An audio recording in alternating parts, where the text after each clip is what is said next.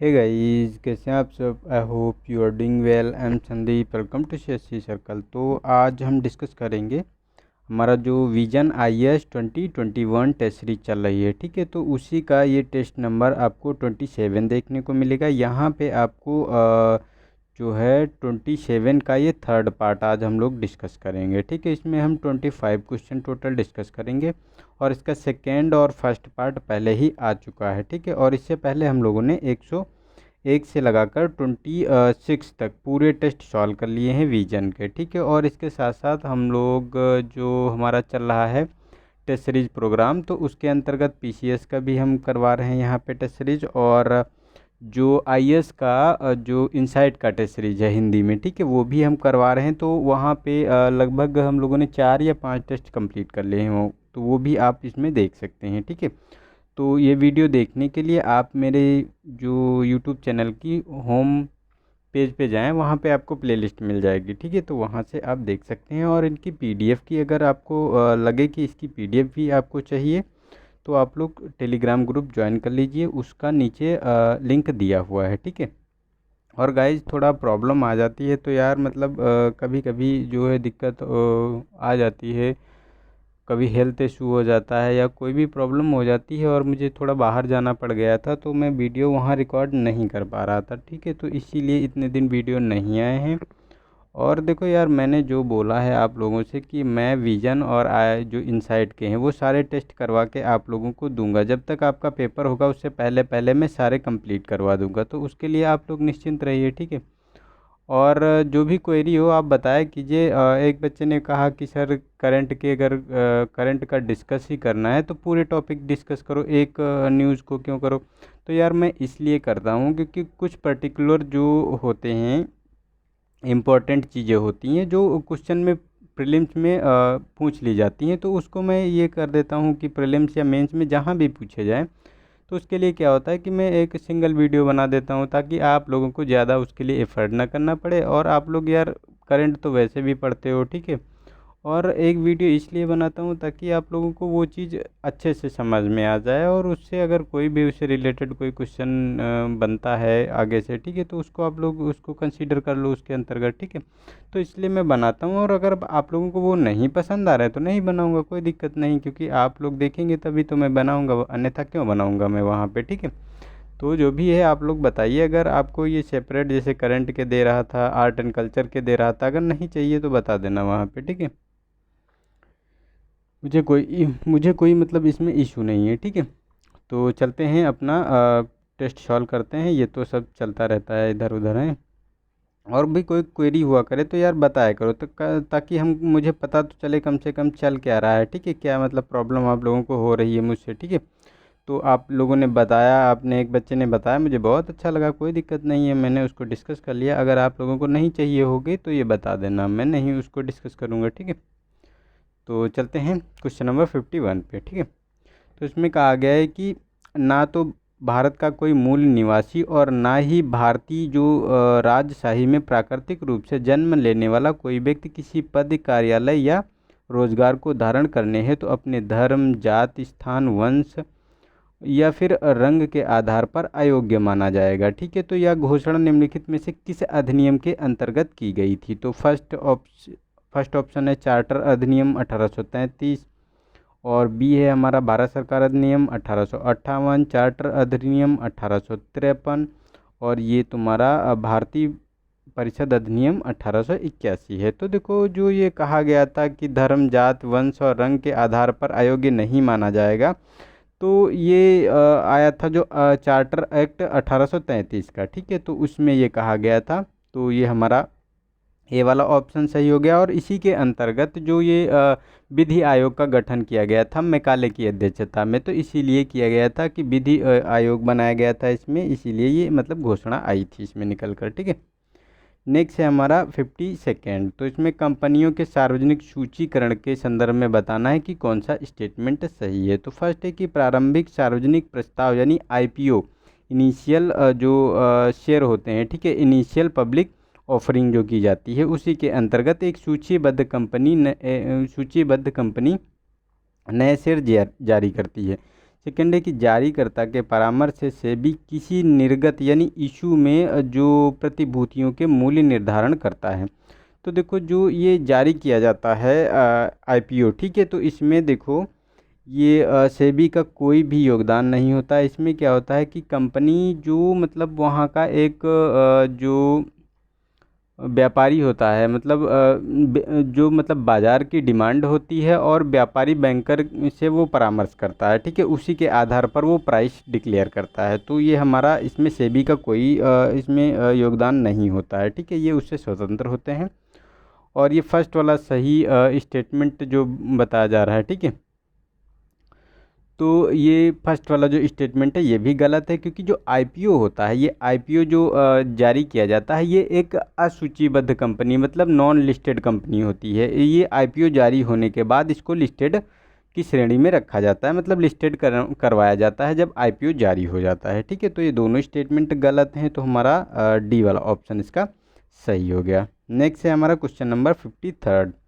तो इसमें 19वीं शताब्दी में हुए सामाजिक धार्मिक सुधार आंदोलनों के संदर्भ में बताना है कि कौन सा स्टेटमेंट हमारा सही है इसमें, ठीक है। तो फर्स्ट है कि थियोसॉफिकल सोसाइटी ने पुनर्जन्म और कर्म की जो मान्यताओं का खंडन किया था। सेकेंड है कि तिलक ने सर्वसम्मति आयु विधेयक पारित कराने का अभियान प्रारंभ किया था, जिसमें लड़कियों की जो विवाह की आयु को बढ़ाकर 10 से 12 वर्ष कर दिया गया था। थर्ड है कि धर्म सभा ने सती प्रथा के उन्मूलन का समर्थन किया था। और फोर्थ है हमारा कि जो प्रार्थना समाज की स्थापना ने आर्य समाज की स्थापना का मार्ग प्रशस्त किया था। तो देखो ये फोर्थ वाला स्टेटमेंट हमारा सही है, क्योंकि इसमें जो प्रार्थना समाज था जिसकी स्थापना आत्मारंग पंडुरंग ने की थी, ठीक है, तो इसकी स्थापना की थी 1867 में, ठीक है। तो इसमें क्या था कि इसकी स्थापना के बाद ही आर्य समाज की स्थापना हुई थी। दयानंद सरस्वती ने 1875 में आर्य समाज की स्थापना की थी। तो ये मतलब पहले प्रार्थना समाज आया था और उसी के आधार पर मतलब उसी की तर्ज पे ये मतलब आर्य समाज की जो स्थापना की गई थी, इसीलिए ये कहा गया है कि ये मतलब आर्य समाज का मार्ग प्रशस्त किया था। तो ये हमारा सही है फोर्थ वाला। लेकिन ये थर्ड वाले की अगर बात करें तो जो सती प्रथा के उन्मूलन की बात की जा रही थी, तो अगर इसमें बात करें तो ये राधाकांत देव ने, ठीक है, राधाकांत देव ने इसमें महत्वपूर्ण भूमिका निभाई थी सती प्रथा के उसमें, ठीक है। तो ये हमारा गलत है। और ये हमारा सेकेंड वाला भी गलत है, क्योंकि जो आयु सम्मति ये विधेयक था, ठीक है, ये आया था आयु सम्मति विधेयक जो आया था 1891 में आया था। और इसको जो लाने में महत्वपूर्ण भूमिका निभाई थी तो ये थे बहराम जी मालाबारी, ठीक है। तो ये तिलक की इसमें कोई भूमिका नहीं थी, तिलक तो इसका विरोध कर रहे थे, ठीक है। और ये फर्स्ट वाला स्टेटमेंट तो ये भी गलत है, क्योंकि जो ये पुनर्जन्म और कर्म कांड की मान्यताओं को स्वीकार किया था थियोसॉफिकल सोसाइटी ने, क्योंकि इसकी स्थापना की गई थी HP ब्लादवास्की और MS जो आलकाट थे, तो वो लोग इन चीज़ों को मानते थे, तो उन्होंने इसका खंडन नहीं किया था बल्कि इसको मानते थे। तो हमारा ये फोर्थ स्टेटमेंट केवल इसमें सही है, तो बी वाला ऑप्शन इसका सही हो गया, ठीक है। नेक्स्ट है हमारा क्वेश्चन नंबर 54। तो इसमें अर्हता प्राप्त विदेशी निवेशक यानी जो क्वालिफाइड फाइनेंशियल इंस्टीट्यूट्स होते हैं उनके बारे में बताना है कि कौन सा स्टेटमेंट सही है।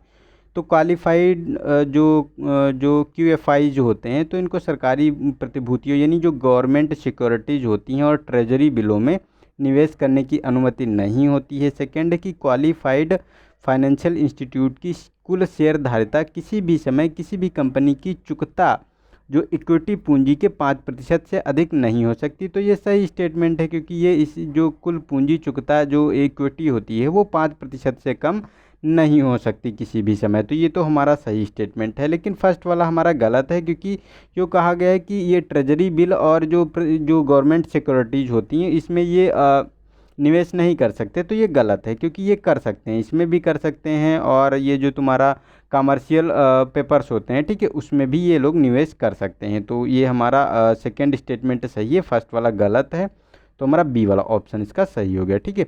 नेक्स्ट है 55। तो इसमें निम्नलिखित में से कौन सा के शेप्ड इकोनॉमी रिकवरी का एक निहितार्थ हो सकता है। तो ए ऑप्शन है इसके कारण आर्थिक उत्पादन में अत्यधिक वृद्धि हो सकती है, ठीक है।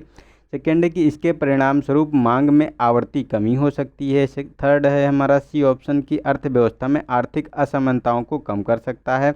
और डी है उपयुक्त में से कोई नहीं। तो देखो इसमें जो बात की जा रही के शेप्ड की बारे में, ठीक है, तो ये हमारा बी वाला ऑप्शन सही है, क्योंकि इसके परिणाम स्वरूप मांग में आवर्ती कमी हो जाती है। मतलब जैसे ये मांग चल रही होती है बराबर, जैसे ये मांग चल रही होती है, लेकिन ये अचानक इसमें बहुत ज़्यादा कमी आती है, तो ये मतलब इस तरह, और उसके बाद जब मतलब इकोनॉमी फिर बूस्ट करती है तो ये मतलब एकदम मतलब फिर एक एक्सपोनेंशियल ग्रोथ देखने को मिलती है, तो ये के शेप बन जाता है, इसीलिए इसे के शेप इकोनॉमी कहा जाता है, ठीक है। नेक्स्ट है हमारा 56। तो इसमें पीयर टू पीयर लेंडिंग के संदर्भ में बताना है कि कौन सा स्टेटमेंट सही है। तो पीयर टू पीयर लेंडिंग व्यक्तियों को प्रत्यक्ष रूप से अन्य व्यक्तियों से असुरक्षित ऋण प्राप्त करने में सक्षम बनाता है। और सेकंड है कि भारत में पीयर टू पीयर लेंडिंग प्लेटफॉर्मों के परिचालन की अनुमति नहीं है, ठीक है। तो अगर इसमें बात करें तो देखो पीयर टू पीयर में जो बात की जा रही है, तो फर्स्ट वाला स्टेटमेंट तो इसमें सही है, क्योंकि इसमें जो पीयर टू पीयर में होता है तो इसमें जो फाइनेंशियल इंस्टीट्यूशन होते हैं, ठीक है, उनसे ये मतलब अलग करके ये मतलब डायरेक्ट जो प्रत्यक्ष रूप से ये ऋण उपलब्ध कराने में मदद करता है, ठीक है। तो ये फर्स्ट वाला स्टेटमेंट सही है, और इसमें अनुमति होती है, ये हमारा गलत है ये भी, क्योंकि ये गलत हो गया, क्योंकि जो ये प्लेटफॉर्म होते हैं peer to peer lend platform होते हैं, इनके परिचालन की अनुमति होती है, लेकिन कुछ कंडीशन होती हैं। इसमें क्या होता है कि जो आरबीआई से इनमें जो सर्टिफिकेट ऑफ रजिस्ट्रेशन है वो कराना पड़ता है, उसका सर्टिफिकेट इनके पास होना चाहिए, तो इनके लिए ये अनुमति होती है, ठीक है। तो हमारा फर्स्ट वाला स्टेटमेंट सही है, सेकेंड गलत है, ठीक है। नेक्स्ट है हमारा क्वेश्चन नंबर 57। तो निम्नलिखित जलवायु परिस्थितियों में कौन सी वायु राशियों के विकास के लिए प्रतिकूल हैं, ठीक है। तो फर्स्ट है कि बृहद सतही क्षेत्रों पर तापमान और आर्द्रता संबंधी भिन्नता, ठीक है। सेकेंड है कि वायु को स्थिरता प्रदान करने हैं तो अत्यधिक मंद पवनें, और थर्ड है कि उद्गम क्षेत्र पर निरंतर उच्च दाब या निम्न दाब की उपस्थिति। तो इसमें अगर हम बात करें, ठीक है, तो देखो जो प्रतिकूल अवस्थाएं जो बताई जा रही जो एयर मासेस होते हैं उनके लिए, तो देखो ये प्रतिकूल अवस्था इसके लिए है कि मतलब अनुकूल नहीं है, कि मतलब इनके लिए जो तापमान और आर्द्रता होती है ये समरूप में होती है, समानता होती है उसमें, ना कि भिन्नता होती। तो ये हमारा गलत है इसमें, ठीक है। और वायु राशियों को स्थिरता प्रदान करने के लिए यहाँ अत्यधिक मंद पवनें चलती, मतलब बहुत धीरे धीरे पवनें चलती हैं, ठीक है। और इसमें उच्च या निम्न वायुदाब उपस्थित होता है, क्योंकि एयर मासेस क्या होता है कि एक मतलब एक लंबे क्षेत्र में, एक बड़े क्षेत्र में मतलब तापमान आर्द्रता सब एक जैसी वहाँ बनी रहती है, ठीक है। जैसे गर्म है तो गर्म होगी, ठंडी है तो ठंडी होगी, तो इस प्रकार ये देखने को मिलती है। तो सेकेंड और थर्ड तो सही है, लेकिन ये हमारा फर्स्ट वाला गलत है, तो यही प्रतिकूल हो गया, ठीक है। ये दोनों हमारी अनुकूल कंडीशन है।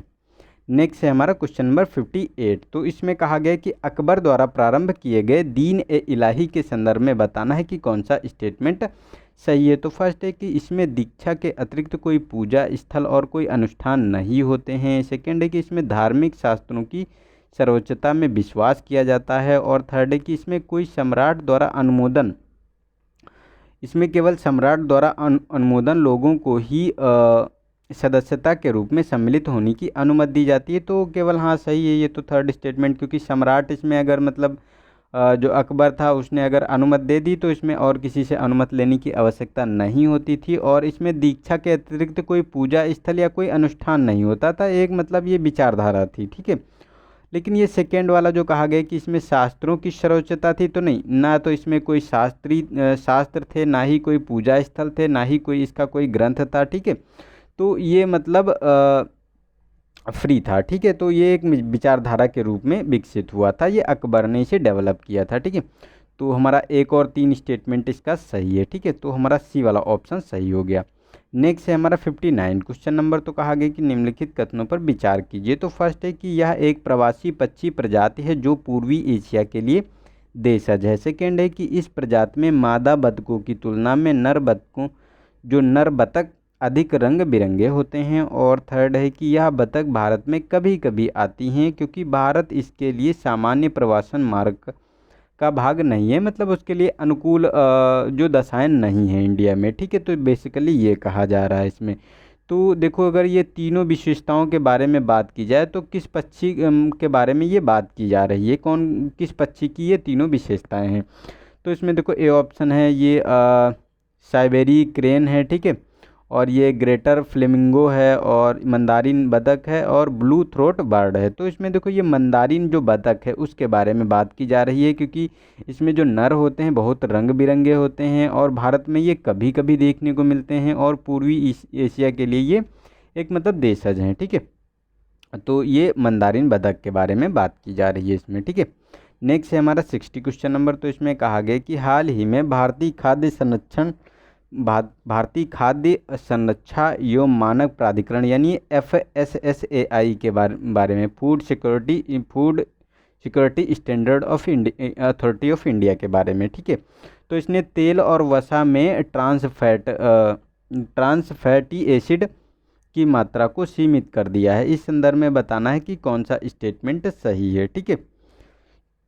तो इसमें देखो FSSAI ने 2022 के लिए तेल और वसा में ट्रांस फैट एसिड की मात्रा को 10% तक सीमित कर दिया है। सेकेंड है कि विश्व स्वास्थ्य संगठन की तो WHO की अनुशंसा है कि कुल ट्रांस फैट अंतर्ग्रहण की मात्रा को एक दिन में अंतर्ग्रहण की जाने वाली कुल ऊर्जा के 5% से कम तक सीमित किया जाना चाहिए, ठीक है। तो इसमें ये कौन सा स्टेटमेंट इसमें सही है ये बताना है। तो देखो इसमें जो ट्रांस फैट के बारे में बात की गई है FSSAI द्वारा, ठीक है। तो इसमें कहा गया है कि जो प्रेजेंट टाइम में अभी जो ट्रांस फैट की बात की जाए तो ये 5% रखा गया है, ठीक है। और अगर 2022 तक की जो बात की जा रही है तो इसे 2% करने की बात की जा रही है, ना कि 10%, ठीक है। तो ये 2% करने की बात की जा रही है, तो ये गलत है। और विश्व स्वास्थ्य संगठन ने जो कहा है कि मतलब जो अंतर्ग्रहण एक दिन में कितनी मतलब जानी चाहिए ट्रांस फैट, तो उसने WHO ने कहा है कि 1% से भी कम, ठीक है, 1% से भी कम जानी चाहिए प्रतिदिन, ठीक है, मतलब एक दिन में। तो ये दोनों स्टेटमेंट गलत हैं, तो हमारा डी ऑप्शन सही हो गया इसका, ठीक है, कोई भी सही नहीं है। और इसमें 2022 के लिए भी मतलब 2021 के लिए 3% किया गया है, ठीक है। 2000 वर्तमान समय में 5% है, ठीक है। 2021 के लिए 3% पे लाना है और 2022 तक 2% पे लाना है, तो ये मतलब घटाया गया है उसमें, ठीक है। नेक्स्ट है 61। तो इसमें लॉ एस्क नीति 2021 के संदर्भ में बताना है कि कौन सा स्टेटमेंट सही है। तो फर्स्ट है कि इस नीति का उद्देश्य प्रतिस्पर्धा चुनौती का सामना करने हेतु इस्पात उद्योग को संपूर्ण लॉजिस्टिक सहायता प्रदान करना है। सेकेंड है कि इस नीति के अनुसार घरेलू विनिर्माण गतिविधियों के लिए लौह अयस्क की ढुलाई को उच्च प्राथमिकता दी जाएगी। सेकेंड है कि नई लौह अयस्क नीति 2021 रेल मंत्रालय द्वारा जारी की गई है। तो कौन सा इसमें स्टेटमेंट सही है? तो देखो ये तीनों स्टेटमेंट इसमें सही है, क्योंकि रेल मंत्रालय ने इसे जारी किया है जो लौह अयस्क नीति 2021 आई है, और माल ढुलाई को इसमें प्राथमिकता दी जाएगी ताकि समय से माल को पहुंचाया जा सके। और ये मतलब जो संपूर्ण लॉजिस्टिक सहायता प्रदान की जाएगी इस्पात उद्योग को, ताकि जो भी चुनौतियां थी जो लेट लतीफ़ की जाती थी उससे निजात दी जा सके। तो ये तीनों स्टेटमेंट सही है, तो डी वाला ऑप्शन इसका सही है, ठीक है। नेक्स्ट है हमारा 62। तो इसमें कहा गया कि खाद्य तेलों के संदर्भ में बताना है कि कौन सा स्टेटमेंट सही है। तो फर्स्ट है कि खाद्य तेलों में सरसों के तेल का हिस्सा 50% से अधिक है। सेकेंड है कि मतलब आयात में खाद्य तेलों के लिए जो कहा गया है कि सरसों के तेल का हिस्सा 50% से अधिक है। लेकिन सेकेंड में कहा गया है कि खाद्य तेलों की उपलब्धता सुनिश्चित करने के लिए खाद्य तेलों के निर्यात पर पूर्ण प्रतिबंध लगा दिया गया है, ठीक है। तो ये गलत है, ये पूर्ण प्रतिबंध नहीं लगाया गया है। हालांकि सरसों का जो तेल है उसका जो है उस पर पूर्ण प्रतिबंध लगाया गया है, लेकिन मूंगफली का हो गया, सोयाबीन का हो गया, और ये मतलब जो तुम्हारा ये जो हैं, ठीक है, तो इन पे नहीं लगाया गया है। मतलब अन्य जितने खाद्य तेल हैं, ठीक है, उन पे नहीं लगाया गया है, और सरसों के तेल पे पूर्ण प्रतिबंध है, ठीक है। तो ये गलत हो गया, और ये भी हमारा गलत है, क्योंकि सरसों का तेल का अगर आयात में हिस्सा तो वो बहुत कम है। सबसे ज़्यादा अगर आयातित तेल में अगर बात किया जाए तो एडिबल ऑयल में जो होता है वो पॉम ऑयल होता है, 60% उसका हिस्सा है, ठीक है। और तुम्हारा 50% आपको देखने को मिलेगा मतलब 25% सोयाबीन में, मतलब सोयाबीन का 25% हिस्सा है और जो सूर्यमुखी है इसका 12% है। ठीक है, तो ये सरसों के तेल का तो बहुत कम है। तो ये हमारा जो कोई भी स्टेटमेंट इसमें सही नहीं है, तो डी वाला ऑप्शन सही हो गया इसका। ठीक है, नेक्स्ट है हमारा क्वेश्चन नंबर 63। तो इसमें समुद्री घास को प्रायः बुनियादी पादप प्रजाति या पारिस्थितिकी तंत्र अभियंता यानी इकोसिस्टम इंजीनियर कहा जाता है, क्योंकि ये विशिष्ट परिवास निर्मित करने हैं तो अपने परिवेश को संशोधित करती हैं। इस संदर्भ में समुद्री घासों के संदर्भ में बताना है कि कौन सा स्टेटमेंट सही है। ठीक है, तो फर्स्ट स्टेटमेंट है इसमें कि समुद्री घास समुद्री शैवाल का एक प्रकार है। सेकेंड है कि इन्हें वृद्धि हेतु सूर्य के प्रकाश की आवश्यकता नहीं होती है। और थर्ड है कि देश में सबसे बड़ा समुद्री घास संस्तर खंभात की खाड़ी में स्थित है। तो देखो गलत है, ये खंभात की खाड़ी में सबसे बड़ा घास संस्तर स्थित नहीं है, ये आपको मन्नार की खाड़ी और पाक की खाड़ी में देखने को मिलेगा। ठीक है, इंडिया और श्रीलंका के बीच में। तो ये गलत स्टेटमेंट है और इसके लिए प्रकाश संश्लेषण की आवश्यकता होती है, तो मतलब सूर्य के प्रकाश की आवश्यकता होगी ही होगी, तो ये भी हमारा गलत हो गया। ठीक है, और ये एक घास का प्रकार जो समुद्री घास है ये शैवाल का प्रकार है, तो नहीं, शैवाल अलग होते हैं और घास अलग होती है। ठीक है, तो ये इसमें भिन्नता देखी जाती है। तो ये तीनों स्टेटमेंट गलत हैं, तो हमारा डी वाला ऑप्शन इसका सही है, उपरोक्त में से कोई भी सही नहीं है। ठीक है, नेक्स्ट है 64। तो इसमें कहा गया कि महाराष्ट्र में भक्ति आंदोलन के संदर्भ में बताना है कि कौन सा स्टेटमेंट इसमें सही है। तो फर्स्ट है कि महाराष्ट्र में भक्ति आंदोलन के संदर्भ में बताएं, तो इसमें अगर बात करें तो देखो महाराष्ट्र में भक्ति पंथ जो था वो पढ़पुर के प्रमुख देवता विठोबा और विट्ठल के तीर्थ स्थल के आसपास केंद्रित था। सेकेंड है कि उसकी रचना को अभंग कहा जाता था और तुकाराम शिवाजी के समकालीन थे और वरकरी संप्रदाय मतलब वरकरी भक्ति परंपरा का हिस्सा थे। तो देखो ये तो तुकाराम तो वरकरी संप्रदाय के थे ही। ठीक है, मतलब विष्णु की पूजा करते थे ये लोग। ठीक है, वैष्णव संप्रदाय के मतलब वैष्णव परंपरा को मानते थे और ये शिवाजी के समकालीन थे। तो ये हमारा थर्ड वाला स्टेटमेंट सही है और सेकंड भी सही है, क्योंकि जो उनकी रचनाएं होती थी उन्हें अभंग कहा जाता था। और ये फर्स्ट भी सही है, क्योंकि विठोबा या विट्ठल के जो तीर्थ के आसपास ये केंद्रित था। ठीक है, पढ़पुर में। तो ये हमारा तीनों स्टेटमेंट सही है, तो डी वाला ऑप्शन इसका सही हो गया। नेक्स्ट है हमारा क्वेश्चन नंबर 65। तो इसमें उच्चतम न्यायालय के हालिया वादों और उनमें संबंधित निर्णयों के संबंध में बताना है कि कौन सा स्टेटमेंट सही है। ठीक है, तो इसमें बनाम मतलब वाद बनाम भारत संघ और संबंधित उससे जो प्रोविज़न है वो दिए हुए हैं। ठीक है, तो इसमें अगर बात करें तो नवतेज सिंह जौहर की बात करें तो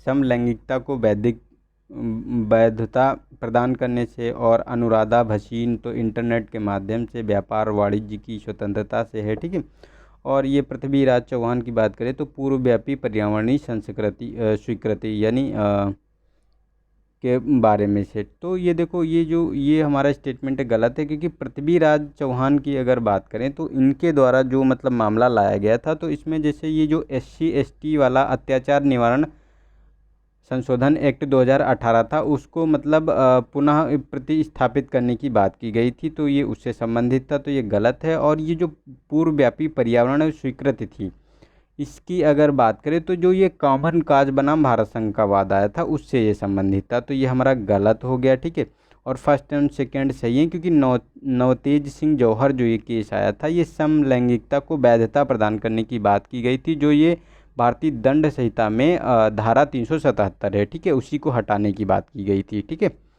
और ये अनुराधा भसीन की अगर बात करें तो ये इंटरनेट के माध्यम से व्यापार वाणिज्य की स्वतंत्रता से संबंधित था, तो ये फर्स्ट एंड सेकंड सही है, लेकिन थर्ड वाला गलत हो गया हमारा, तो ए वाला ऑप्शन इसका सही है। ठीक है, नेक्स्ट है हमारा 66।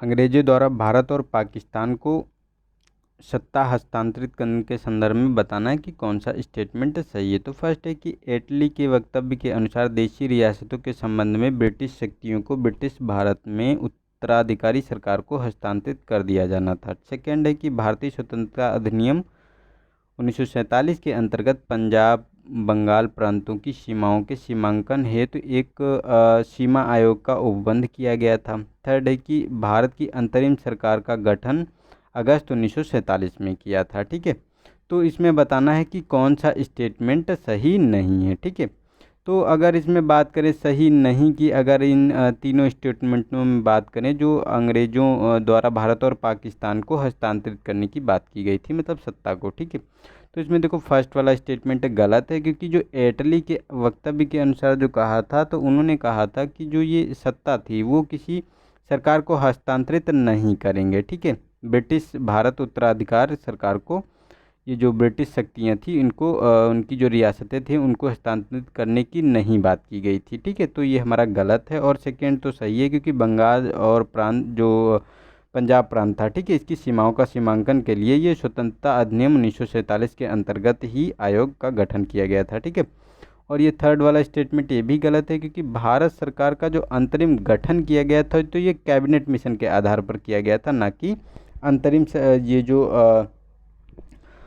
ये इसके अंतर्गत किया गया था 46 में। ठीक है, तो ये गलत है ये स्टेटमेंट। तो हमारा 1 और 3 गलत है, सेकेंड वाला सही है, तो हमारा गलत पूछा गया है इसमें, तो हमारा सी वाला ऑप्शन सही हो गया। ठीक है, नेक्स्ट है हमारा 67। तो सुधार एवं विकास के संचालन के लिए वैश्विक सूचकांक के बारे में बताना है कि कौन सा स्टेटमेंट सही है। तो फर्स्ट है कि इसका उद्देश्य विभिन्न महत्वपूर्ण सामाजिक एवं आर्थिक वैश्विक सूचकांकों में भारत के प्रदर्शन को मापना एवं निगरानी करना है।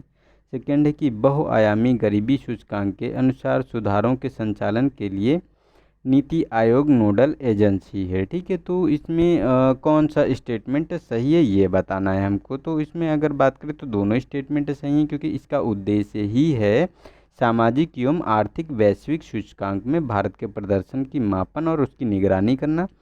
और ये बहुआयामी गरीबी सूचकांक के अनुसार सुधारों के संचालन के लिए नीति आयोग इसकी नोडल एजेंसी के रूप में कार्य करता है। ठीक है, तो ये दोनों स्टेटमेंट सही हैं, तो सी वाला ऑप्शन सही हो गया।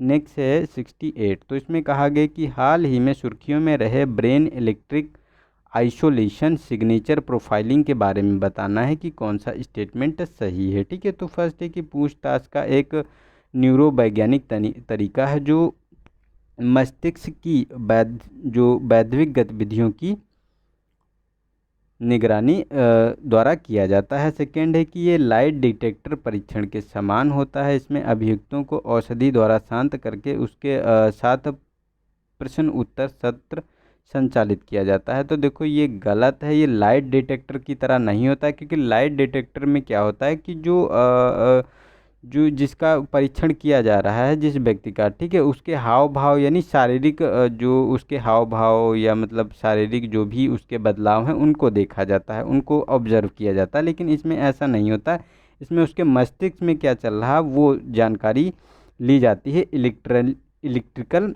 आइसोलेशन सिग्नेचर प्रोफाइलिंग के द्वारा। तो ये फर्स्ट वाला स्टेटमेंट सही है, सेकेंड गलत है, तो हमारा ए वाला ऑप्शन सही हो गया इसका। ठीक है, नेक्स्ट है 69। तो इसमें पर्यावरण के संबंध में बताना है कि उड़न यानी फ्लूक्यूलेशन की प्रक्रिया क्या है। ठीक है, तो फर्स्ट है कृत्रिम वर्षा की एक तकनीकी है। सेकेंड है कि उद्योगों से जो उद्योग होते हैं, ठीक है, उद्योगों से बहिस्राव के उपचार की एक तकनीकी है। सी है कि मृदा उपचार के लिए एक जैव उपचारण तकनीकी है। और डी है कार्बन प्रग्रहण और संचयन की एक तकनीकी है। तो देखो ये फ्लूकोलेशन की अगर बात करें तो ये उद्योगों से बहिस्राव के उपचार की एक तकनीकी है। ठीक है, इसमें क्या होता है कि जो उसका वेस्ट मटेरियल निकलता है, जो ये उद्योग होते हैं, ठीक है, यानी फैक्ट्री जो होती हैं, तो उनसे जो वेस्ट मटेरियल निकलता है उसमें से जो कण होते हैं, छोटे छोटे कण हैं, उनको अलग किया जाता है इसके द्वारा। ठीक है,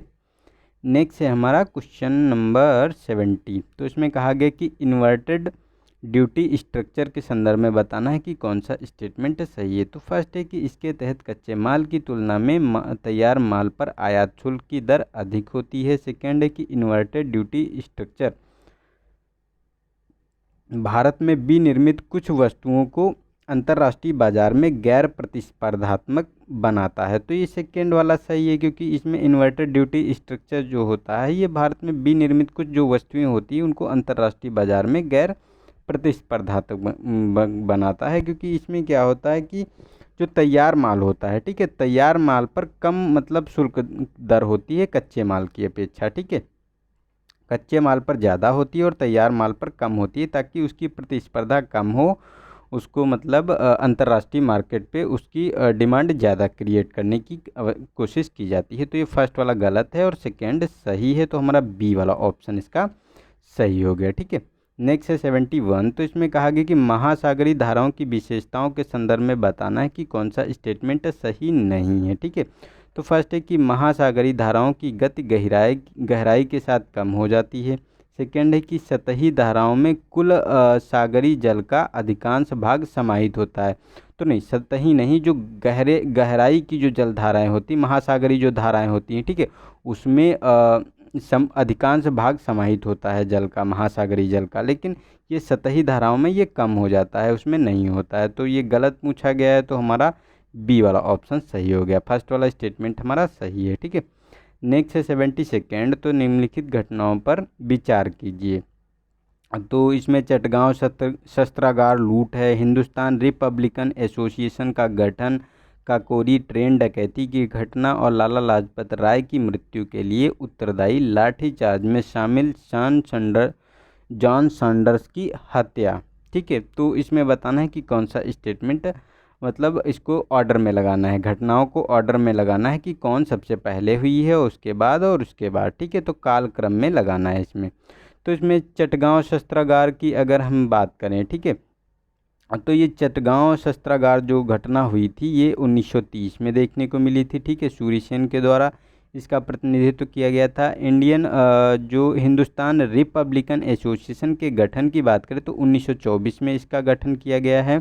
काकोरी डकैती जो हुई है ये 1925 में हुई है, ठीक है। और लाठीचार्ज के द्वारा जो सैंडर्स के द्वारा की गई थी उसकी हत्या की बात करें तो इसकी हत्या की गई है 1928 में, ठीक है, 1928 में की गई। तो इसको अगर ऑर्डर में हम लोग लगाएं तो सबसे पहले हुई है हिंदुस्तान रिपब्लिकन एसोसिएशन की, ठीक है, फिर काकोरी डकैती हुई है, उसके बाद सैंडर्स की हत्या और फिर हुआ है चटगांव शस्त्रागार। तो हमारा 2 3 4 1 होना चाहिए। तो 2 3 4 1, तो हमारा सी वाला ऑप्शन ये सही है, ठीक है। नेक्स्ट है हमारा क्वेश्चन नंबर 73। तो इसमें कहा गया कि ह्वेन सांग द्वारा किए गए भारतीय समाज के वर्णन के संदर्भ में बताना है कि कौन सा स्टेटमेंट सही है। तो फर्स्ट है कि पुरोहित एक तपस्या पूर्ण सरल जीवन जीते थे। सेकेंड है कि बौद्ध कई संप्रदायों में विभाजित थे और नालंदा का मठ गांव से प्राप्त राजस्व पोषित था, ठीक है। तो मतलब गांव से इसे नालंदा को राजस्व मिलता था। तो ये हमारा थर्ड वाला स्टेटमेंट भी सही है, सेकेंड भी सही है, लेकिन फर्स्ट वाला गलत है, क्योंकि जो ये पुरोहित होते थे ये लोग क्या करते थे कि विलासितापूर्ण ये लोग जीवन व्यतीत करते थे, लेकिन जो ब्राह्मण और क्षत्रिय होते थे वो सादा जीवन व्यतीत करते थे इसमें, ठीक है। तो ये हमारा गलत हो गया इसमें, ठीक है। तो ये ह्वेनसांग ने बताया है अपनी बुक में, ठीक है। तो ये 2 और 3 स्टेटमेंट सही है, तो सी वाला ऑप्शन इसका सही हो गया। नेक्स्ट है हमारा 74। तो इसमें दूर संचार क्षेत्र पर राष्ट्रीय सुरक्षा निर्देश के संदर्भ में बताना है कि कौन सा स्टेटमेंट सही है। तो फर्स्ट है कि इसका उद्देश्य दूर संचार उत्पादों और उनके स्रोतों को विश्वसनीय और गैर विश्वसनीय श्रेणियों के अंतर्गत वर्गीकृत करना। सेकेंड है कि विश्वसनीय स्रोतों और उत्पादों की सूची राष्ट्रीय सुरक्षा सलाहकार की अध्यक्षता वाली समिति के अनुमोदन के आधार पर निर्धारित की जाएगी। थर्ड है कि ये निर्देशन दूर संचार सेवा प्रदाता को चीन से प्राप्त मौजूदा उपकरणों को अनिवार्य रूप से प्रतिस्थापित करने की बाध्यता आरोपित करते हैं। तो नहीं, ये गलत है। ये पूर्ण रूप से चीन से जो उपकरण होते हैं, ठीक है, उनको अनिवार्य रूप से प्रतिस्थापित करने की कोई ऐसी संकल्पना नहीं की गई इसमें है, ठीक है। और सेकेंड भी गलत है, क्योंकि इसमें जो विश्वसनीय स्रोतों की जो सूची होती है ये तैयार की जाती है जो राष्ट्रीय साइबर सुरक्षा समन्वय के द्वारा, ठीक है। और इसके इम्प्लीमेंट करने के लिए जो इसकी अध्यक्षता की जाती है, इसमें क्या होता है कि ये उप उप सुरक्षा सलाहकार इसकी अध्यक्षता करता है और इसमें शामिल होते हैं जो व्यक्तियों की बात करें तो मंत्रालय, इसमें जो सक्षम मंत्रालय होते हैं और इसमें विशेषज्ञ भी शामिल होते हैं। तो ये गलत है, इसमें इसकी अध्यक्षता या नहीं, ये उपाध्यक्ष होते हैं सुरक्षा सलाहकार, ठीक है। तो ये गलत है और फर्स्ट वाला हमारा सही है, क्योंकि उत्पाद सूची को जो उनके स्रोतों को विश्वसनीय और गैर विश्वसनीय दो श्रेणी में वर्गीकृत किया गया है। तो ये हमारा सही है, तो ए वाला ऑप्शन इसका सही हो गया। नेक्स्ट है हमारा क्वेश्चन नंबर 75। तो इसमें कहा गया कि निम्नलिखित युग्मों पर विचार कीजिए। तो मिसाइल या हथियार प्रणाली है और लड़ाकू या युद्धक की भूमिका है, ठीक है। तो सैंट मिसाइल की बात करें तो परमाणु सक्षम बैलिस्टिक मिसाइल, ठीक है। सौर्य मिसाइल की बात करें तो stand of anti guided missile. Smart की बात करें तो missile assistant anti submarine torpedo. तो अगर इसमें बात करें तो देखो, ये जो स्मार्ट होती है ये missile assistant anti submarine torpedo होती है, तो ये तो हमारा सही है, ठीक है। लेकिन जो ये सौर्य मिसाइल होती है ये परमाणु सक्षम एक बैलिस्टिक मिसाइल होती है, ठीक है। तो ये हमारा गलत हो गया और ये पनडुब्बी के लिए डीआरडीओ द्वारा तैयार किया गया है। सॉरी, पनडुब्बी के लिए तैयार किया गया है, ठीक है। ये पनडुब्बी पे ये मिसाइल तैनात की जाएगी। और सेंट मिसाइल की बात करें तो ये sent of anti guided missile है, ठीक है। और ये जो इंडियन एयरफोर्स के लिए डीआरडीओ द्वारा तैयार किया गया है। तो ये दोनों स्टेटमेंट गलत हैं, लेकिन थर्ड वाला हमारा सही है, तो बी वाला ऑप्शन इसका सही हो गया, ठीक है। तो ये हमारे थे आज के 25 क्वेश्चन, ठीक है। कल आपको इसका पूरा कंप्लीट मिल जाएगा। और देखो यार, मैं इसको जो भी है इसको अल्टरनेट डे पे मैं लाता रहूँगा, ठीक है।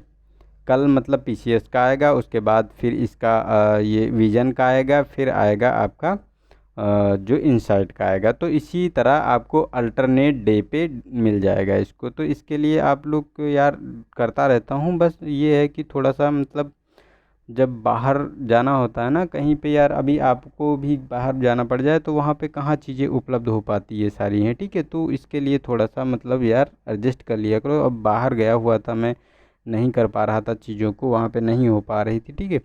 तो उसको थोड़ा सा मैनेज कर लिया करो। और यार अभी बहुत टाइम है, आप लोग प्री पे इतना ज़्यादा फोकस कर रहे हो और मेंस के लिए थोड़ा सा आंसर राइटिंग वगैरह कर लीजिए, क्योंकि अभी प्री के लिए बहुत टाइम है यार। प्री के लिए 3 महीना बहुत ज़्यादा होते हैं, बस इससे ज़्यादा नहीं देना चाहिए आप लोगों को टाइम, ठीक है।